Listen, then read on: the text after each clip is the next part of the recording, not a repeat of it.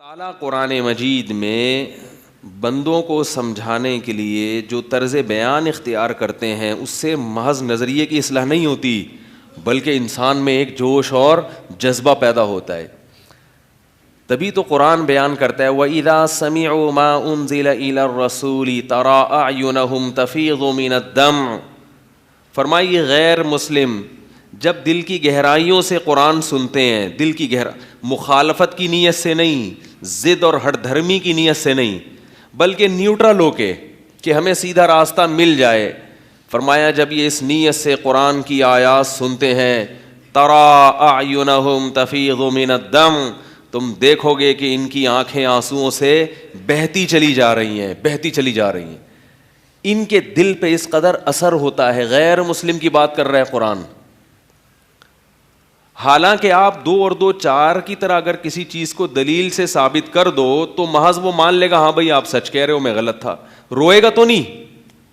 دیکھو جب مناظرے ہوتے ہیں, مناظرے دیکھے ہوں گے نا آپ نے, 2 فریق بیٹھتے ہیں, ادھر غیر مسلم اور مسلم بیٹھا, ادھر دیوبندی بریلوی بیٹھے, ادھر دیوبندی اہل حدیث بیٹھے, ادھر فلانا وہ 3 طلاق کو ایک کہتا ہے, وہ 3 کہتا ہے, وہ یوں کہتا ہے, وہ بیٹھے, مناظرہ ہوا. تو مناظرے میں ایک فریق جیتتا ہے, دوسرا ہار جاتا ہے. کیا خیال ہے؟ لیکن جیتنے والا روتا ہے یا جیتنے والے کی پارٹی رو رہی ہوتی ہے, ہائے ہائے کتنا دل, آج ہمارے 14 طبق روشن ہو گئے. وہ کہتے ہیں بھائی مبارک ہو آپ جیت گئے, کندھوں پہ بٹھائے گا, اور دوسرے والوں پہ ٹماٹر برسیں گے یا کچھ ہوگا, بس اس سے زیادہ کچھ نہیں ہوتا. مناظرے میں جب آپ جیتتے ہیں تو کوئی روحانی کیفیات نہیں ہوتی بلکہ روحانیت کا بیڑا غرق ہو جاتا ہے. روحانیت کا کیا ہو جاتا ہے؟ بیڑا غرق ہو جاتا ہے اور دل کالا ہو جاتا ہے. اکثر دل کالا ہو جاتا ہے, نفرتیں, لڑائیاں, جھگڑے, یہ چیزیں پیدا ہوتی ہیں. لیکن قرآن کا جو مناظرہ ہے, قرآن بھی ڈیبیٹ کرتا ہے غیر مسلموں سے. تو قرآن کہتا ہے کہ قرآن جب غیر مسلموں سے ڈیبیٹ کرتا ہے, بحث کرتا ہے, ان کے نظریات پہ زد پڑتی ہے, اور وہ جب قرآن سنتے ہیں تو قرآن کا انداز بیان ایسا میٹھا اور ایسا چاشنی ہے اس میں, اور ایسے ثابت کرتا ہے حق کو کہ ان میں جو لوگ واقعی حق کی نیت اور حق کے تلاش کی نیت سے قرآن سنتے ہیں تو اللہ کہتے ہیں تم ان کی آنکھوں کو دیکھو گے, تَرَىٰ أَعْيُنَهُمْ تَفِيضُ مِنَ الدَّمْعِ, فرمایا ان کی آنکھیں آنسوؤں میں بہتی چلی جا رہی. یہ بھی انداز دیکھو, قرآن یہ بھی تو کہہ سکتا تھا کہ ان کی آنکھوں سے آنسو بہنا شروع ہو جاتے ہیں. یعنی اس بات کو بھی قرآن نے ایسے انداز سے بیان کیا کہ اس واقعے سے بھی انسان کی آنکھوں سے آنسو نکل جائیں. فرمایا تم دیکھو گے ان کی آنکھوں کو, تم دیکھو گے کہ ان کی آنکھوں کو, کہ کیا ہو رہا ہے ان کی آنکھوں کو, تفیضو, وہ آنکھیں بہنا شروع ہو گئی ہیں, من الدم, آنسوؤں سے. حالانکہ آنکھیں نہیں بہتی, بہتے کیا ہیں؟ بولو نا یار, کچھ تو بولو بھائی, اللہ کا واسطہ. ایک بندہ بٹھانا پڑے گا کرائے پہ 5-10 آدمی بولنے کے لیے خالی, تاکہ مجھے بھی تو جوش پیدا ہو نا, کچھ سامنے والوں کا اثر پڑتا ہے نا بولنے والے پر.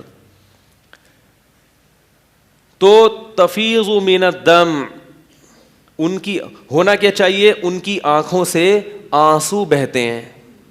کیا خیال ہے؟ اللہ اس بات کو یوں بھی بیان کر سکتے تھے کہ جب یہ غیر مسلم جو حق کے متلاشی ہیں, ہر غیر مسلم کی بات نہیں ہو رہی, جب یہ ہندو, سکھ, عیسائی, خاص طور پر یہ آیت عیسائیوں کے بارے میں, نصارہ کے بارے میں, کیونکہ عیسائی مذہب اسلام سے سب سے زیادہ, بولو نا بھائی, قریب, اسلام کے سب سے قریب ترین مذہب عیسائیت ہے. وجہ اس کی یہ کہ وہ عیسیٰ علیہ السلام اور ان سے پہلے پیغمبروں پر ایمان لاتے ہیں, صرف ایک پیغمبر محمد صلی اللہ علیہ وسلم کا انکار کرتے ہیں, جبکہ یہودی حضرت عیسیٰ کا بھی انکار کرتے ہیں اور محمد صلی اللہ علیہ وسلم کا بھی. تو اسلام کے سب سے قریب مذہب کون سا ہے؟ عیسائیت.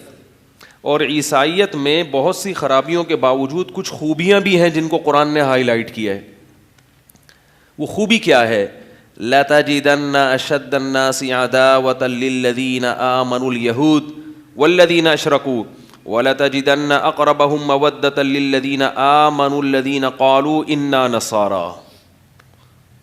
فرمایا تم پاؤ گے اسلام کا سب سے بڑا دشمن یہودیوں کو, اور پھر دوسرے درجے میں مشرکین کو, یعنی جو اصطلاح میں جن کو مشرک کہا جاتا ہے, اور فرمایا تم سب سے زیادہ اسلام سے اور ایمان والوں سے محبت کرنے والا پاؤ گے نصارہ کو, عیسائیوں کو.